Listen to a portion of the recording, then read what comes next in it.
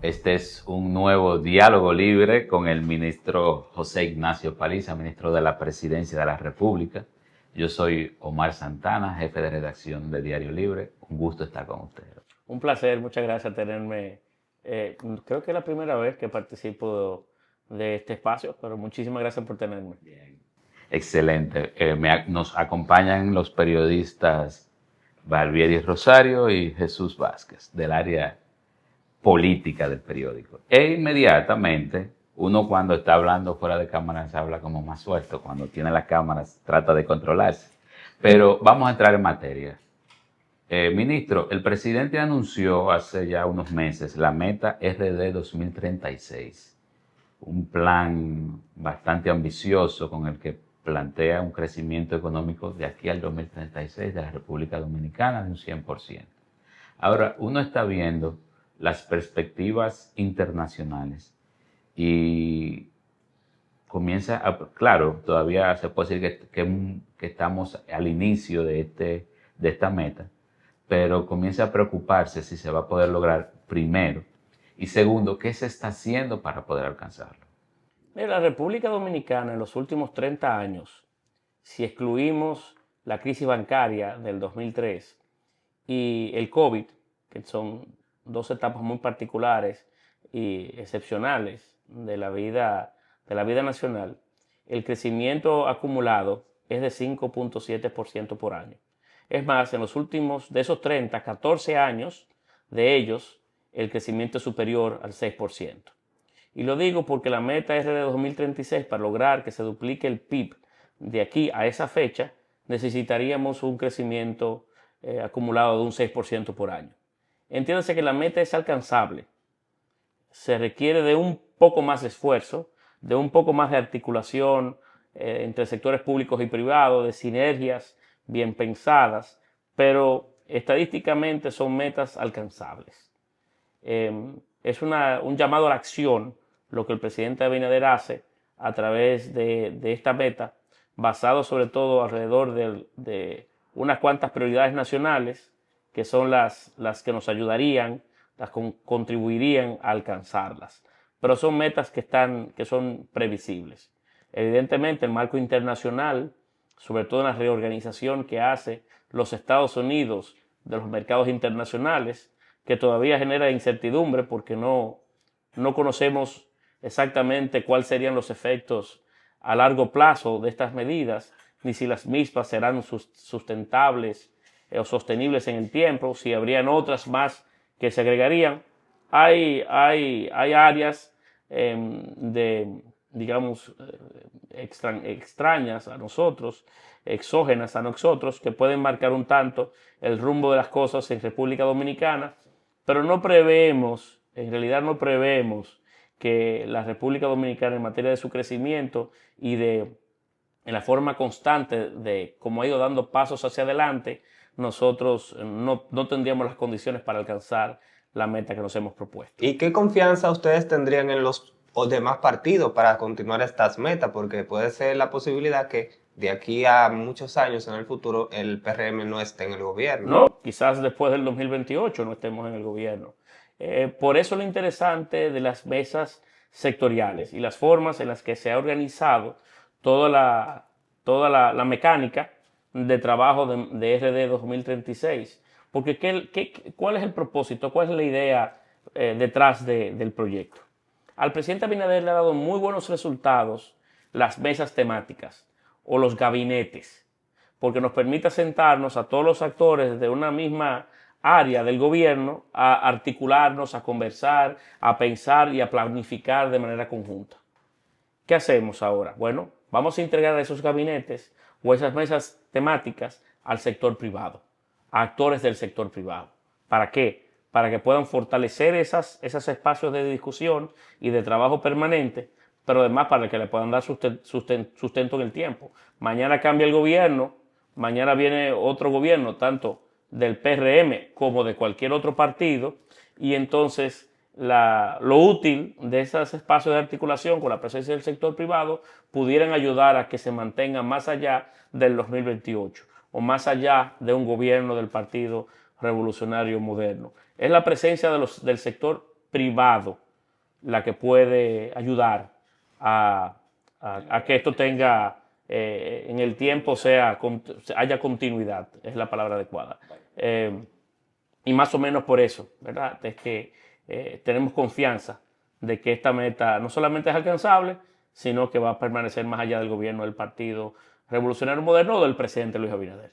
Ok, en ese sentido usted mencionaba los aranceles que recientemente impuso el gobierno de los Estados Unidos. Gracias. Me gustaría saber, porque los mismos norteamericanos han dicho que algunos países se han acercado, que están interesados en negociar. ¿Son ustedes, el gobierno dominicano, parte de los que están interesados en negociar? ¿Ha habido ya conversaciones, diligencias? ¿Qué se ha hecho? Sí, evidentemente, quizás la palabra no sea negociación, pero sí se ha ido gestionando las agendas de ambos gobiernos para que pueda tenerse una conversación y para que podamos, como buenos socios que hemos sido tradicionalmente, en una mesa, pues poder prever o visibilizar mejor cuál es la intención de los Estados Unidos con este tema y ver cómo la República Dominicana hay temas de discusión sobre la mesa en las que podemos mejorar nuestro posicionamiento. Pero sí, se han dado los pasos diplomáticos para que se celebren las consultas del lugar y las conversaciones del lugar para con este tema. ¿Qué tan esperanzados están ustedes de que ese tema de los aranceles sea bien recibido en esas discusiones, esas conversaciones con los Estados Unidos? Bueno, en cualquier caso, nuestros principales competidores en los productos y en los servicios que exportamos están en una situación de desventaja mayor que nosotros, porque provienen de países con mayores aranceles, como es el caso de algunos países de Centroamérica o de Asia, que, por ejemplo, para las zonas francas, países de Asia Sur, lo que es China, Vietnam, Malasia, bueno, India, tienen una situación distinta a nosotros en una posición de mayor dificultad.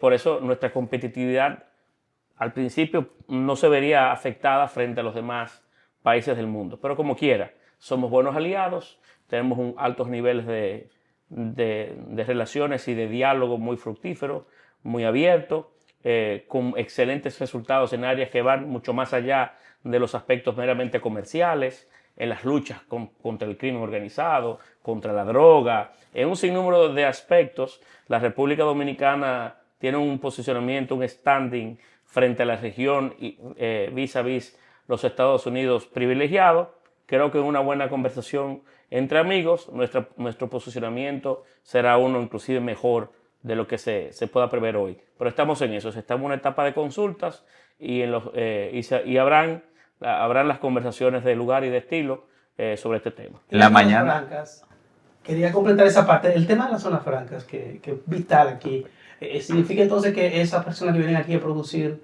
tendrían que pagar ese impuesto? ¿No podría esto provocar una migración ya de esa inversión a otros países? No, lo que vuelvo a repetirte, los países con los que competimos están en una situación en más desventaja que la nuestra. A simple vista parecería que eso que usted le preocupa no se daría, porque nuestros niveles de competitividad hoy son mejores y con este tema de las tarifas o de los aranceles no cambiaría, porque en el caso de ellos son mayores. Así que por el momento no es un tema que a mí particularmente me preocupa. Debe ocuparnos a actuar, a generar políticas públicas que puedan ayudar a compensar cualquier elemento que hoy nos esté previendo y en uso de las buenas relaciones internacionales que poseemos, pues también sentarnos en consulta con los Estados Unidos a ver cómo podemos generar un espacio de entendimiento mejor que el que hoy a simple vista y a cierta distancia, porque son decisiones muy nuevas, pueden preverse. ¿Y qué estaría dispuesto la República Dominicana en caso de que Estados Unidos le plantee una negociación de los aranceles? ¿Qué estaría dispuesto la República Dominicana a negociar, a ceder? Pero esperemos el desarrollo de la agenda bilateral que es usual que se dé y que se dará, y entonces nosotros vamos a poder medir mejor este tema. No es una medida contra la República Dominicana única y exclusivamente. Si fuese así, entonces podría tu respuesta tener una contestación mucho más expedita. Es una posición regional y mundial de Estados Unidos con sus principales socios comerciales. Esperemos a ver cómo se desarrolla este tema. En el caso nuestro, no parecería que existan muchos motivos para que esos aranceles puedan tener mucha lógica, además de que somos signatarios de un acuerdo de libre comercio con los Estados Unidos. Esperemos, le solicito, le brindo a ustedes y al país un poco de algo de tiempo para nosotros poder, con nuestros amigos, nuestros aliados norteamericanos, tener un espacio de conversación. Ministro, me gustaría cambiar a un tema que es de mucha importancia en nuestro país, el tema haitiano. A propósito de que ayer el gobierno implementó una serie de medidas, mencionan la construcción de un muro de 13 kilómetros adicionales al muro en la frontera. ¿Qué se sabe de este proyecto? ¿Dónde serían? ¿Cuándo empezará la licitación? ¿Qué tipo de detalles nos puede ir dando de ese proyecto? Mira, el muro es una idea que originalmente no estaba necesariamente dentro de nuestros principales proyectos de campaña, nuestras principales propuestas de campaña. Ha sido la propia realidad la que nos ha obligado a proteger mejor nuestra frontera, sobre todo en los espacios donde hay más intercambio comercial y mayor nivel de población en ambos lados de la frontera. Y por eso el presidente Abinader puso o ha colocado como un punto de interés del gobierno y de sus prioridades el fortalecimiento físico de la frontera y de sus diversos entramados a lo largo y ancho de los 390 kilómetros de fronteras que poseemos. Al día de hoy, en una primera etapa, se han levantado un poco más de 50 kilómetros de muro en los 4 principales puntos de intercambio comercial. Y se estaría en el proceso, en las próximas semanas, de presentar una nueva licitación para extender el muro norte, el trazado que va desde Montecristi hacia Dajabón. Ese muro tiene 23 kilómetros actualmente y se piensa extender 13 kilómetros más hacia el sur, porque es allí donde hay más población de ambos lados de la frontera y donde hay mayor nivel hoy de intercambio comercial, es efectivamente en ese espacio de la frontera. O sea que los próximos 13 kilómetros se han pensado en extender hacia el sur ese límite que hoy tenemos. Y teniendo esta experiencia de la construcción del muro que ya está, más o menos dentro de cuánto tiempo ya podría existir o podrían estar adicionados estos 13 kilómetros. Mira, el sistema constructivo es bastante eficiente, se ha ido perfeccionando. En este nuevo lanzamiento hay elementos nuevos que se irán colocando en su diseño constructivo, porque también hemos ido aprendiendo de la experiencia reciente. El terreno no es homogéneo en toda la frontera y cuando se va más al sur, en ese espacio de la frontera norte, comienza también a introducirte en la cordillera, o sea que hace que el sistema constructivo tenga algunas particularidades diferentes que en las áreas llanas o planas hasta donde hoy se ha ido levantando, porque geográficamente ha coincidido que ha sido así. Sé que no quisiera darte una fecha, un cronograma que no tenga todos los elementos técnicos en mi mano para poder darte una respuesta certera. Pero la verdad que el muro ha dado resultados, porque fortalece los puntos de encuentro económicos, los chequeos, fortalece las aduanas. Esto va en combinación con proyectos de mercados binacionales que están en proceso de planificación y ejecución en los 3 puntos fronterizos que hoy no se tienen como sucede en Dajabón, y también obliga a una redefinición de los flujos en Dajabón, de cómo entra y se sale del propio mercado, con una nueva metodología para condicionar y regular los flujos a lo interno del propio mercado. Ha mejorado sobre todo el tema de crimen con ganado, vehículos y otros bienes muebles que son de usual sustracción en nuestro territorio y que se trasladan hacia Haití. Eso es algo que ya se ha ido pudiendo con mucho éxito regular. El muro ha probado ser una herramienta que contribuye. No soluciona el problema migratorio, evidentemente que no.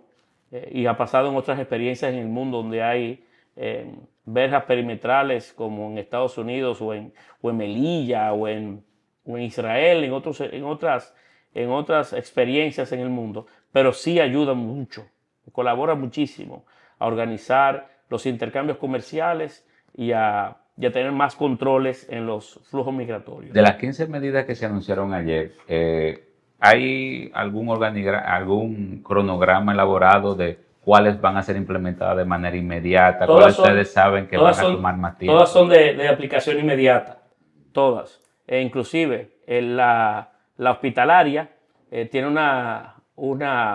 es una semana que se le ha dado de plazo para que comience a aplicarse. Son todas de aplicación inmediata.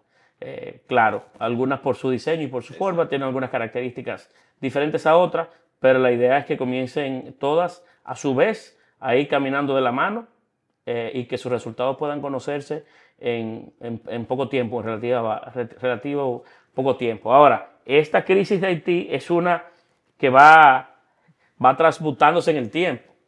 Habrán otras medidas que habrán que imponerse en el futuro. Habrá que modificar algunas de estas. Esto es un proyecto, un tema en evolución constante y obliga a que las medidas que se tomen, cada una vaya fortaleciéndose en el tiempo, perfeccionándose. O sea que esto es un órgano o un tema vivo en el que el gobierno tendrá que ir siendo cada vez innovar más, crear más, tener más firmeza. Bueno, entiéndase que estas no son las únicas medidas. Puedan venir otras en el futuro. Hay una preocupación con el tema médico y es que se le nieguen los servicios a los haitianos, sobre todo a las parturientas. Hay un protocolo. ¿Cómo ese protocolo, quién es que lo tiene que aplicar? ¿El médico o los hospitales del Servicio Nacional de Salud? Es el sistema. Ese es el sistema que tiene que crear el protocolo e imponerlo. Y es evidente que la comunidad internacional sabe que el República Dominicana es un país, siempre ha sido un país consciente, siempre ha sido un país más solidario de lo que muchos inclusive piensan que deberíamos ser. Nosotros no vamos a perder nuestro lado humano, pero sí tenemos un interés y una obligación como país de proteger nuestro sistema y que un extranjero no desplace en atención a un dominicano. Y en esa hay que ser cuidadoso en primero cuidar de los nuestros. Somos un país con grandes limitaciones. Es un caso curiosísimo el que se da, porque estamos una pequeña isla en el que se comparte el país más pobre del hemisferio con el que más crece. Entonces en esas realidades que chocan, nosotros vivimos en una situación muy, muy particular y el país tiene que actuar de acuerdo a ella. Nosotros tendremos que ser en materia de salud, no vamos a perder nuestra esencia como dominicanos, que somos gente buena y noble, pero tenemos que cuidarlo de nosotros. Hay, dentro de los anuncios de las medidas anunciadas por el presidente, se habló el hecho de fortalecer la persecución del delito de personas que manejan la trata. Uh-huh. Ya en diciembre del año pasado se había depositado un proyecto de ley, lo había depositado el Poder Ejecutivo, que perseguía a las redes o incrementa las penas a las redes que trabajan, que pudieran participar en delitos variados, entre los que se encuentran la trata y el tráfico de personas. Además de ese proyecto, se va a sumar proyectos nuevos, eso fue lo que se entendió ayer. Por ejemplo, el presidente conversó entre una de sus medidas penalidades a aquellos dominicanos que alquilaran propiedades a extranjeros que no estuvieran debidamente documentados o legalizados en el país. Hay que fortalecer las penas y las sanciones. Porque cuando usted ve cualquier imagen de la que usualmente se comparten en redes sociales de personas que son, que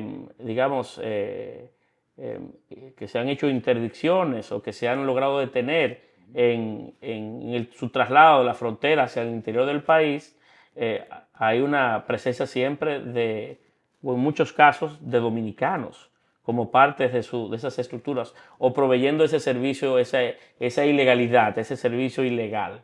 Eso requiere de una sanción mayor porque el que lo está o el que se está involucrando en la propia red es uno nuestro.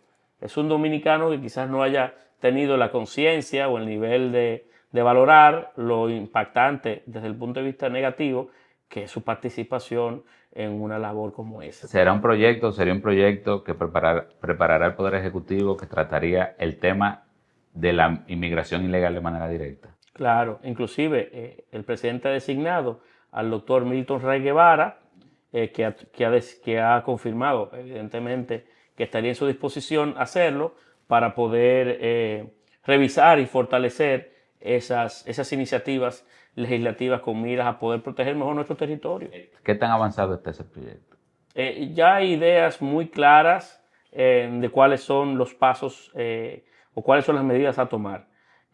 Pero hemos querido que nos acompañe en este trayecto gente que no solamente tiene un alto nivel de aptitudes, de conocimientos sobre temas legales y de experiencias comparadas de otros países, sino también que tenga un alto nivel de credibilidad, porque esto es un proyecto de todos.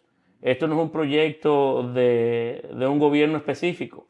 Esto es un proyecto nacional, un proyecto de Estado, que debe de involucrarnos a todos, inclusive aquellos que puedan tener una visión menos nacionalista sobre el tema, pero que al fin y al cabo todos nos afecta el hecho de que Haití esté en una situación como la que hoy se vive y sus efectos sobre el territorio dominicano.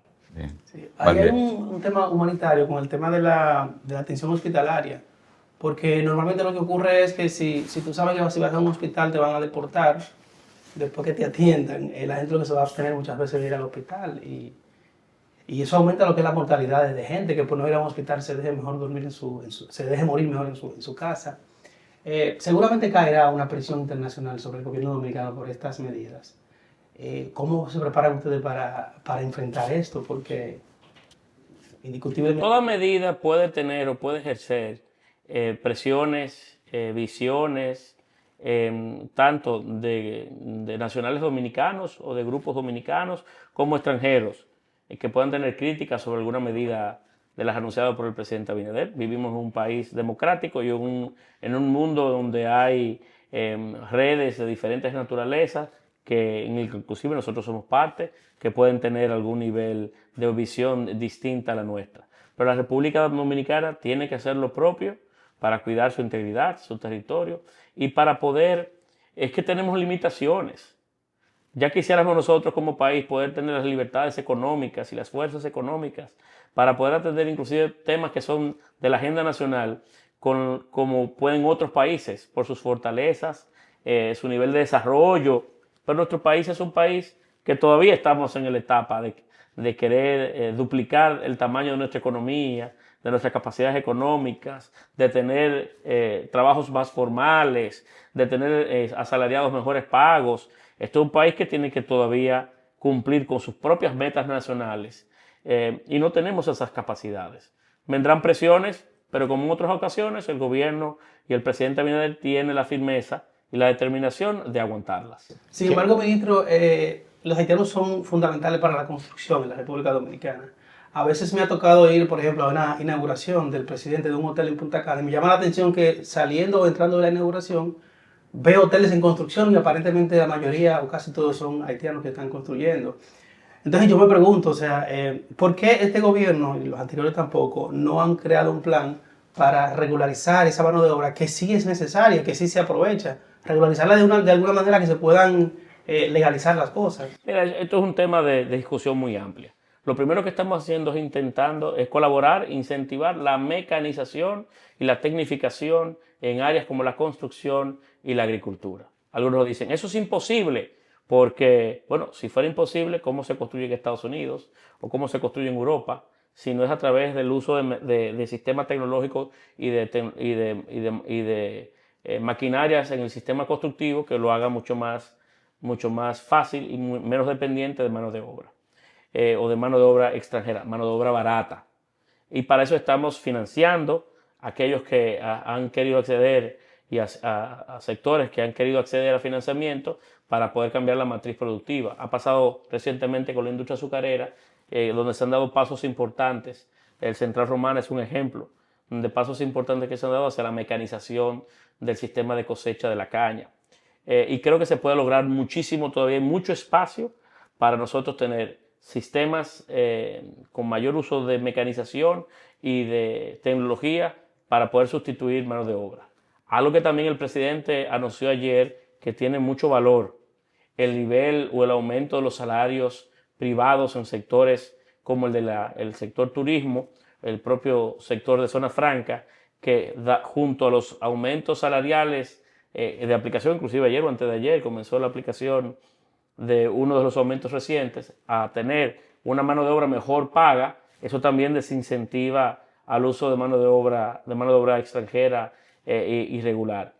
Tenemos muchos pasos que dar antes de entrar, en mi opinión, en una visión o en soluciones de otro tipo. Además, ¿cómo puedes regularizar la mano de obra de ciudadanos que en su entera mayoría civilmente no existen? Porque no tienen una documentación. No tienen una documentación oficial de su país. Eso lo hace inclusive más complicado. Pero yo creo que antes de llegar ahí, a conversar sobre ese tema, y es una opinión muy mía, hay muchos otros temas antes que debemos nosotros de potencializar y trabajar, que nos ayudarían a bajar a disminuir el tamaño del tema o del problema, y entonces que eso es lo que debería hoy a nosotros hacernos dedicar más tiempo. Ministro, la tecnificación de la construcción lo planteó el presidente ya hace casi 2 años. ¿Se ha avanzado en el tema de la construcción? ¿Hay alguna empresa que haya podido sustituir procesos que antes eran humanos por equipos que reducen la implementación de mano de obra? Pero no todo lo que hubiésemos querido, ni todo lo que se debería. Es un área donde tenemos que hacer mucho más. Y donde pero se ha hecho algo en eso. Y el gobierno dominicano ha prestado varios miles de millones de pesos a través del Bandex para ese esfuerzo. Sin embargo, hace falta más. Hay mucho más espacio para poder impulsar, obligar, invitar, persuadir a la industria de la construcción. Es complicada la industria de la construcción. Todas tienen sus particularidades, pero para llevarla a tecnificarse más y a poder disminuir el tamaño o la necesidad del uso de mano de obra ilegal. Yo lo digo porque inclusive con el tema de los estudios que había hecho, que ha tratado de hacer el Instituto de la Migración, el sector que más dificultad se le ha dado para evaluar desde el punto de vista de la presencia de mano de obra haitiana y de la construcción también. Por razones múltiples. Es que la construcción también es el sector que más crece y que más demanda de mano de obra intensiva. Pero, vuelvo a repetir, tenemos que impulsar aún más los esfuerzos que el gobierno ya ha ido llevando a cabo para tecnificarla, para introducir tecnologías, métodos constructivos distintos y también elevar el nivel de los ingresos de los diferentes sectores vinculados a la industria de la construcción, de tal manera que se incentive más la presencia de dominicanos o de legales o de ciudadanos que en situación de legalidad hacia el trabajo hacia ese tipo de trabajo. Ministro, hay temas que no podemos dejar de lado, aprovechando que usted es el presidente del PRM. Entonces me gustaría hacerle dos preguntas. ¿Qué opina del proceso de escogencia que se está desarrollando sobre el Pleno de la Cámara de Cuentas, que los partidos de oposición están criticando al Partido Revolucionario Moderno por decir que están básicamente queriendo escoger a personas con vínculos al partido? Y por otro lado, esta carrera de candidatos presidenciales que se ha dado prácticamente a destiempo dentro del PRM. El ejemplo que ha dado el Partido Revolucionario Moderno, bajo el liderazgo del presidente Abinader, no ha sido ese, sino todo lo contrario.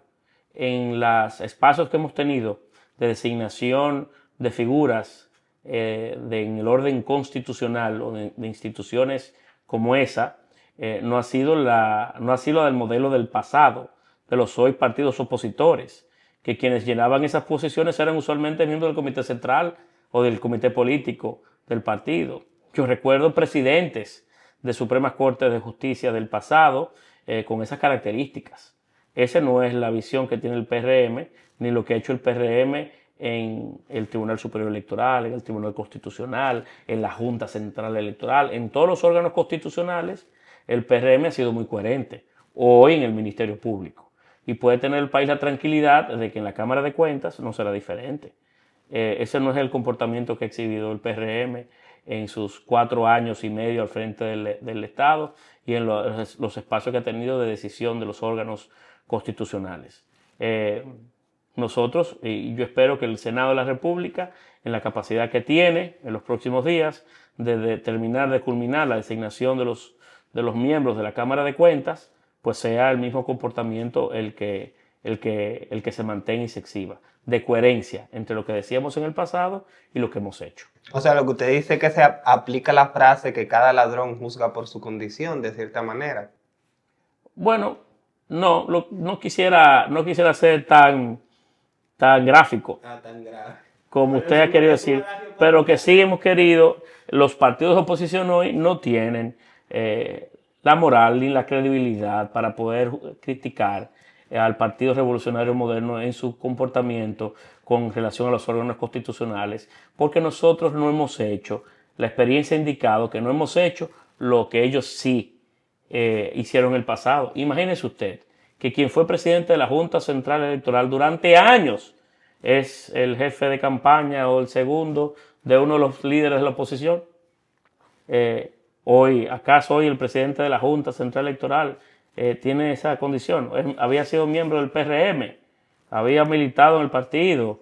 ¿O es una persona que se considera tener la solvencia, la independencia, la objetividad para ocupar una posición tan sensible como la de organizar los procesos electorales? No, nosotros hemos querido ser distintos a los del pasado y nosotros, en el caso de la Cámara de Cuentas, entiendo que se mantendrá esa coherencia y esa visión que ha exhibido el partido. En el caso de las candidaturas, incluyendo las de 2 mujeres que han sorprendido bastante a la población, ¿qué opina? ¿Cree que son prematuras o cuál sería su idea en ese? ¿La del partido, dices? Sí, la del partido. Bueno, es que Luis Abinader ha inaugurado ha cambiado la política dominicana, ha generado, sin darnos cuenta, ha sido paradigmático en la forma en la que su comportamiento ha impactado la política como la conocíamos. Tenemos un modelo en donde los presidentes hasta el último día nos mantenían en incertidumbre, si iban o no iban. Aun cuando la Constitución se lo prohibiera, como en el caso último, estaban hasta el último día intentando dejar en el ambiente nacional, en el imaginario, que el presidente volvería o no volvería. Recuérdense aquella frase, lo que diga Balaguer y demás. Luis Abinader ha cortado esa visión. Y no solamente no vuelve, sino que lo ha dejado debidamente impregnado en una constitución con 3 o 4 candados para que nadie se le ocurra pensar ni tan siquiera en la posibilidad o dejar en el imaginario nacional de esa posibilidad. Entonces, ese corte entre las tradiciones políticas desde que la República Dominicana es república hasta la fecha, cambia el ambiente político, tanto al interno del partido como a nivel nacional, porque la principal figura del país, la principal figura política del país, que es el presidente de la República, no vuelve. Entonces genera un ambiente desconocido y genera en algunos la velocidad o velocidades más allá de lo para mí prudente o para lo legalmente establecido a llenar un vacío que ya sabe que se está produciendo en la política nacional. Y por eso usted verá en el PRM, o ha visto en el PRM, algunos que comienzan a generar o a presentar su curiosidad, cada uno con su estilo distinto, igual que también a lo interno de los partidos de oposición, ya hay algunos que comienzan a generar consultas para elegir sus candidatos presidenciales a 4 años de unas elecciones, a 3 años y medio de unas elecciones. Y mucho tiene que ver con ese nuevo modelo, con ese corte de tendencias políticas que genera el presidente con su decisión de modificar la Constitución para no reelegirse. ¿Y usted va a apoyar a alguien en la primaria del PRM? Me imagino que ya como candidato oficial. Yo no puedo, en la etapa previa a la elección de nuestros candidatos, identificarme. Primero porque soy presidente del partido, y mientras sea presidente del partido tengo que ser muy cuidadoso, tengo que ser árbitro, tengo que ser organizador, tengo que tener el buen tino de no dañar el proceso. Y además que tengo cercanías muy conocidas con el presidente Abinader, que es nuestro árbitro con las mejores condiciones para arbitrar, y también por mi cercanía con él, cualquier acción que yo pueda tomar en el plano individual, aun cuando me pueda asistir en un momento determinado, se podría malinterpretar. No debería participar sino de la escogencia o involucrarme en grupos, sino intentar ayudar a mantener la unidad del partido, a consolidar el partido desde esa perspectiva de organizar los procesos que vendrán en el futuro. Así que, ¿no? Ok. Ministro, ¿qué le dicen a ustedes los organismos de inteligencia sobre la situación en Haití? Uno ve los medios de comunicación haitianos, por ejemplo, Le Nouvelliste, que es el periódico El Decano de Haití, y no pasa una semana sin que ellos nos digan cayó tal distrito, cayó tal barrio, o sea, en manos de las bandas. ¿Qué informaciones tienen ustedes del insight, de lo que está ocurriendo en Haití? Claro, uno sabe que es la hecatombe, pero ¿qué tan mal está Haití según los conocimientos? Cada día peor, con mayores, claro, con una realidad muy diferente en el sur que en el norte del país. Parecería que el país se divide en dos. Tradicionalmente ha estado dividido en dos, porque los comportamientos del norte son muy diferentes a los de Puerto Príncipe. Históricamente ha sido así, inclusive cuando Haití logró su independencia, estuvo muy matizado por liderazgos que se establecieron en ambos lados del país, del territorio, y eso tiende a mantenerse de cierta manera. El norte es mucho más tranquilo, con menos presencia de bandas o de espacios criminales, en donde la policía tiene algún nivel de participación mejor en la forma en la que organiza el territorio que lo que sucede en el sur. Nos preocupa altamente de que las bandas parece que siguen avanzando en la toma de territorio haitiano, y por momentos parecería que el único espacio de territorio que aún queda libre, por decirlo de alguna forma, es la de Petionville, que es una pequeña comunidad en las montañas al sur de Puerto Príncipe. O pocas calles. Pocas calles. Pocas calles. Lamentablemente la comunidad internacional no ha culminado la fuerza de paz que con apoyo de Kenia se había establecido. Hay un tema de falta de recursos, de logística, de identificación. Han dejado a la suerte a Haití en su drama. Y la comunidad internacional tiene un peso demasiado importante en esa historia. Es lamentable que frente a un país que no tiene capacidades para resolver sus propios problemas y en donde tanta gente se ve afectada, donde ha habido movimiento de gente, traslado de gente a todas partes del territorio, yendo al propio drama de la inseguridad, la comunidad internacional no haya hecho lo suyo. Mientras se gastan millones de dólares en aspectos que son superfluos en la gran agenda nacional, la agenda internacional, Haití, que requiere de migajas, de consideración del gran tamaño, ¿verdad?, de los presupuestos que se utilizan en el plano internacional para cambiar la suerte de otros territorios, todavía la comunidad internacional no haya hecho lo suyo. Ahora, ¿ustedes tienen algún tipo de información de aproximadamente cuántas personas pertenecen a las pandillas? No, es difícil de calcular, pero parecerían que no son tan grandes como muchos lo podrían pensar. ¿Por qué? Porque lo que usualmente sucede es que son grupos, células, y en donde en las barriadas y demás, algunos miembros de la sociedad que no necesariamente participan de pandillas tienden a seguirlos o tienden a acompañarlos, pero las bandas no parecían ser tan grandes en cantidad de personas o armamentos como se presumen, pero sí han tenido la capacidad de impregnar mucho miedo y de hacerse de la suya desde el punto de vista de la ocupación del territorio. Si la fuerza de paz, de pacificación, como estaba debidamente, originalmente diseñada, se cumpliera en cantidad, tamaño y apoyo de diferente tipo, no tengo yo la menor dudas de que la suerte de Haití pudo haber sido, de Puerto Príncipe fundamentalmente, una muy diferente a la de hoy. Bien, mire, ministro, hemos hablado mucho de Haití y de algunos temas bastante puntuales, pero usted es el presidente de la comisión usted es el presidente de la empresa minera dominicana. Después que se habló de tierra rara, cuando vino Marco Rubio, el país se ha puesto, le ha dado mucho seguimiento a ese tema. Después de esa visita, ¿qué ha avanzado? ¿En qué está la empresa minera dominicana? ¿Cómo continúan las investigaciones sobre la cantidad de tierras raras que hay en el país? Tal cual los cronogramas y las planificaciones que se han dado. Estos temas tienen métodos y tienen procesos de certificación que uno seguía en virtud de parámetros internacionales que se diseñan para este tipo de proyectos.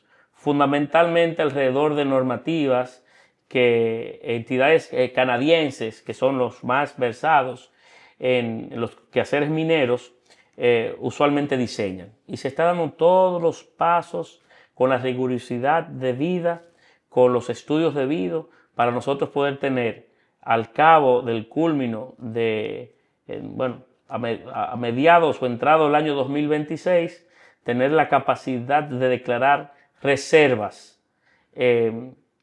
a esas minas o esos yacimientos que reposan en las cordilleras altas de la provincia de Pedernales. Y digo esto porque una vez nosotros podamos tener reservas debidamente identificadas, ya sabemos la cantidad y las características de los hallazgos mineros en ese entramado. Y con esa capacidad ya podríamos proyectar hacia el futuro qué cantidad de recursos pudiéramos tener a disposición, pudiéramos inclusive vender futuros y llegar a negociaciones de diversas índoles o de planificación de diversas índoles con un material debidamente, con conocimiento de base de qué tamaño y con qué valor contamos.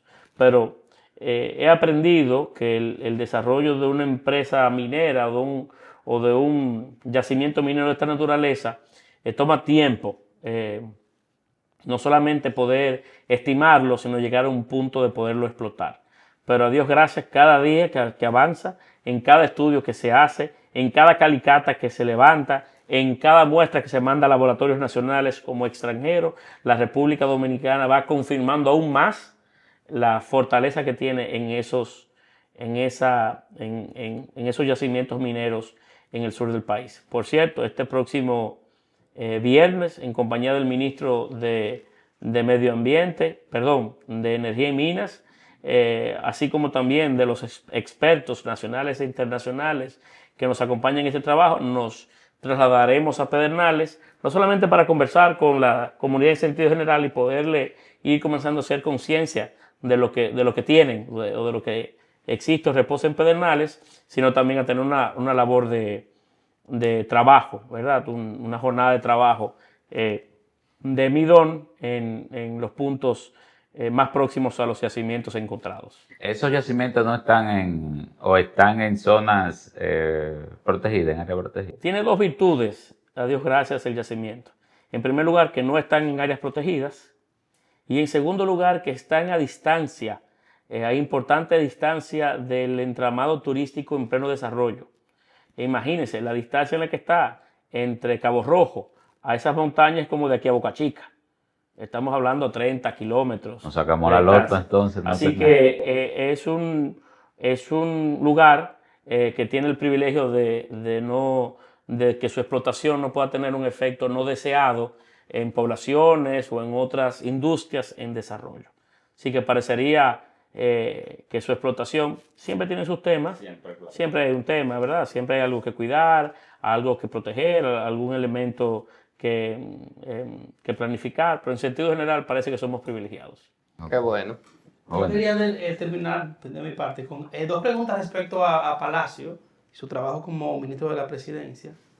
En primer lugar, yo como periodista que cubría la fuente de Palacio, he observado en los últimos tiempos, los últimos gobiernos, sobre todo en ciertas restricciones para lo que es la operatividad de la prensa. Por ejemplo, y cito algunos, vamos a ver, la sala de prensa se redujo, prácticamente no existe, los periodistas se les prohibió entrar al palacio cuando no hay actividades, el carnet de acceso que se podía entrar libremente no se puede, se quitó, hay que pedir permiso, solamente tú puedes entrar cuando hay una actividad, los parqueos que habían asignado para la prensa se quitaron. Entonces quería preguntarle en ese sentido si esa es acaso una política del gobierno que viene desde la presidencia o qué. Y por último, lo de la fusión de la presidencia con el administrativo de la presidencia, la fusión de esos dos ministerios, ¿en qué va ese proceso? Bueno, precisamente puedo yo decir que esta es la primera vez en la historia de la República Dominicana que un presidente le habla todos los lunes a la prensa, con plena libertad y sin restricciones algunas, y que el presidente de manera constante y pública lo hace, y quizás de los presidentes que más accesible ha sido a la prensa, no solo en ese momento, sino a lo largo y ancho de su accionar en el país. Es más, si una de las críticas que hemos tenido es que el presidente habla demasiado, o han querido criticar que ha hablado demasiado o que ha tenido mucha exposición pública. Como también te puedo decir que este es el país hoy que exhibe los mejores niveles de la región en materia de libertad de prensa. Lo dice la propia sociedad.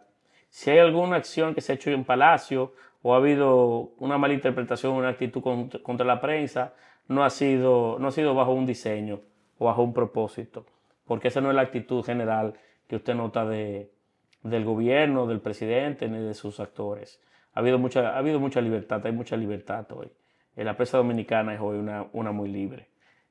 Pero bueno, puedo revisar cualquier aspecto de esos porque no es parte de una política, no es parte de un diseño, sino todo lo contrario. La actitud del gobierno y del presidente no ha sido esa. Pues en esta semana se está en el depósito, creo que sí va a ser hoy, si no hoy será mañana, pero en las próximas horas, del depósito del proyecto de ley que fusiona el Ministerio de Economía con Hacienda, que en realidad no es con Hacienda única y exclusivamente, sino que es con Hacienda y con el propio Ministerio de la Presidencia, porque pasa algunas de las funciones hoy de economía, como la cooperación internacional y el ordenamiento territorial, así como las ASFL, las asociaciones sin fines de lucro, al Ministerio de la Presidencia. O sea que en realidad las funciones del Ministerio de Economía se distribuyen entre ambos ministerios. Y ese proyecto será depositado en cualquier momento. Así como también el proyecto de ley que reorganiza el Ministerio de la Presidencia para poder acomodar esas y otras funciones que de manera de hecho, no así necesariamente de derecho, ocupa hoy el Ministerio de la Presidencia. Pero estamos a cuestión de horas, de días, de que se depositen esas leyes. Inclusive la de ustedes también, ¿está Sí, elaborada ya? Sí, señor. Está elaborada, ha sido consensuada con todos los actores, con consultoría jurídica, se ha hecho todo la debida diligencia y los acuerdos de lugar que se estilan para tener dos piezas legislativas que ayuden a organizar en lo que sería el nuevo Ministerio de la Presidencia y el nuevo Ministerio de Hacienda. Ministro. Y se han hecho las coordinaciones para el movimiento del personal, de las oficinas, de los activos. Eso se ha avanzado mucho. Ahí no se va a perder empleos en esas fusiones, porque eso es lo que a la gente le preocupa desde fuera. O sea, los empleados públicos de economía, planificación y desarrollo pasarían. Hay mucho talento en el Ministerio de Economía, muchos ciudadanos, muchos profesionales de carrera que tienen una bonita hoja de vida y mucha formación académica que usted puede tener la certeza de que ese talento no se va a perder. Ministro, pero también se critica que si uno de los objetivos de la fusión es reducir costos, pues que se mantengan los mismos empleados. Siempre habrá en estas fusiones, evidentemente, estructuras que se aligeran en cantidad de personas y en gastos de diversas naturalezas, que no solamente son gastos de empleomanía, sino de espacios de oficina, de vehículos, un sinnúmero de aspectos que componen el presupuesto de cada institución. Lo que sí quiero dar seguridad es que esos empleados, esos talentos que existen, que se ha gastado dinero, tiempo en su formación, que son altamente competentes, usted puede tener la seguridad de que no se perderán. pero siempre termina siendo un poco más ligero, un poco más flaco el cuerpo de esas estructuras gubernamentales. Pero en sentido propio, aquellos que hacen su labor y que tienen esas competencias no podemos dejar. El gobierno puede darse el lujo de no contar con ese talento.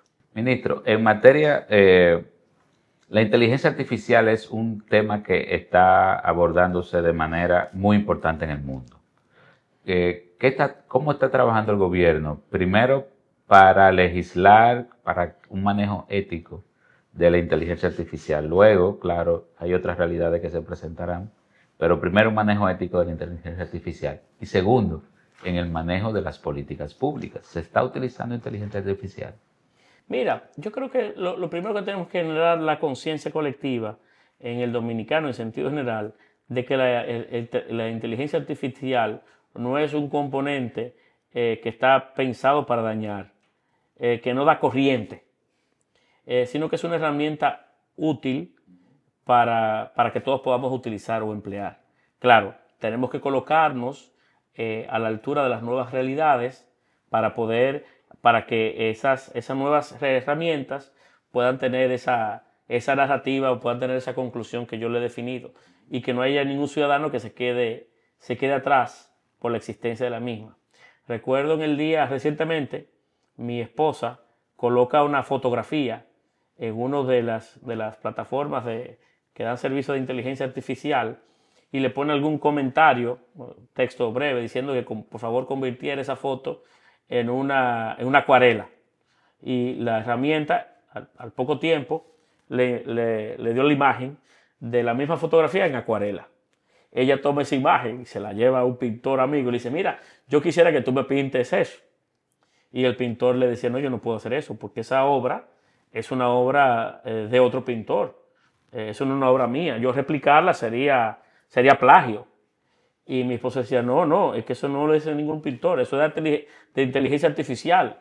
Bueno, todavía el pintor yo creo que no sabe, el señor de cierta edad, no se imagina ni lo que es la inteligencia artificial, ni nada. Le tuve que decirle, Isabel, coge tu laptop, llévasela y enséñale lo que tú has hecho, para que el hombre tenga la tranquilidad de que no está haciendo nada fuera de lugar. La inteligencia artificial son herramientas que nosotros los mismos humanos hemos creado, pero tenemos que tener las habilidades para comprenderlas y utilizarlas a nuestro favor, sino no para que se reproduzcan otro tipo de situaciones.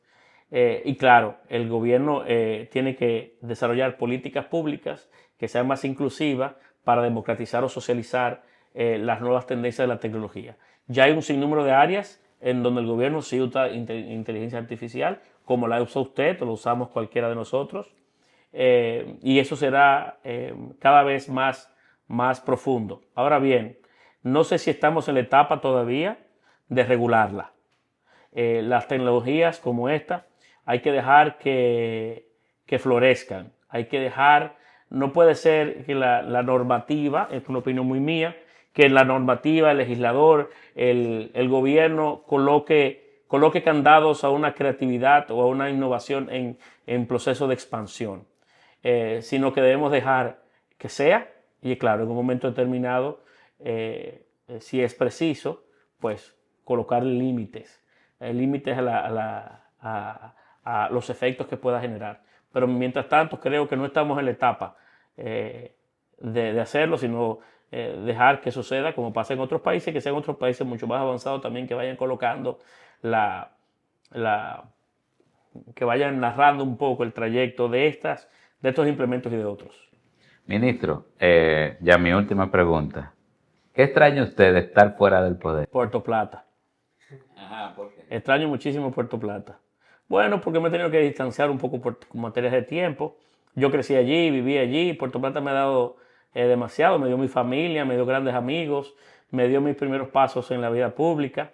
Y extraño mucho Puerto Plata. Sus playas, las cosas que hacía. Puerto Plata hay 4 semáforos.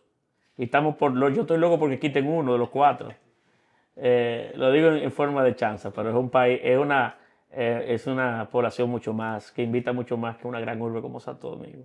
Extraño mucho mucho Puerto Plata. Y extraño mucho el tiempo, porque no, poder tener tiempo. No hay nada más difícil para mí que el tiempo.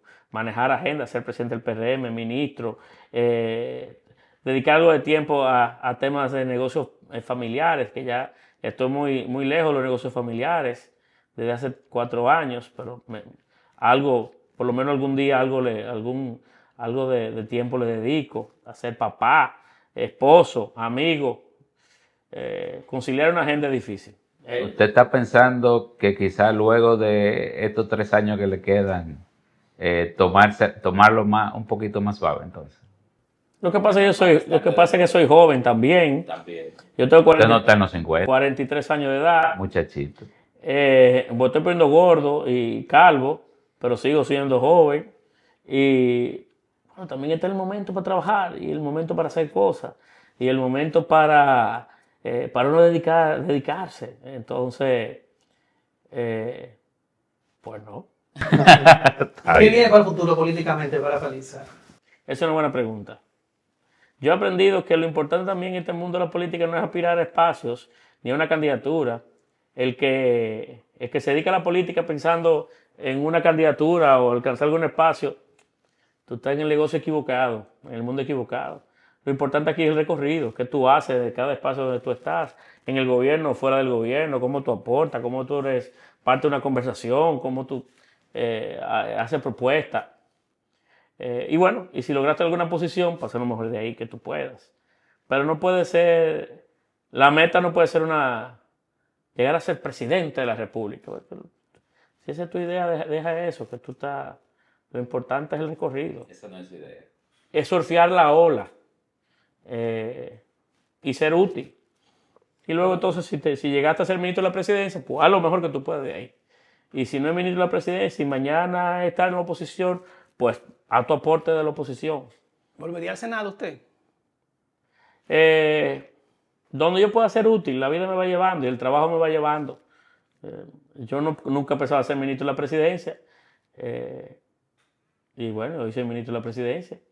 Yo no pensaba ser presidente del PRM, nunca me pasó. Con mis 35 años de edad llegué a ser presidente del PRM. En ese momento el principal partido de oposición, hoy el principal partido del país. No fue una meta, fue el trabajo que me fue llevando. Donde yo tenga que estar, ahí yo estaré. Pues muchísimas gracias y gracias a ustedes por estar con nosotros en un diálogo libre.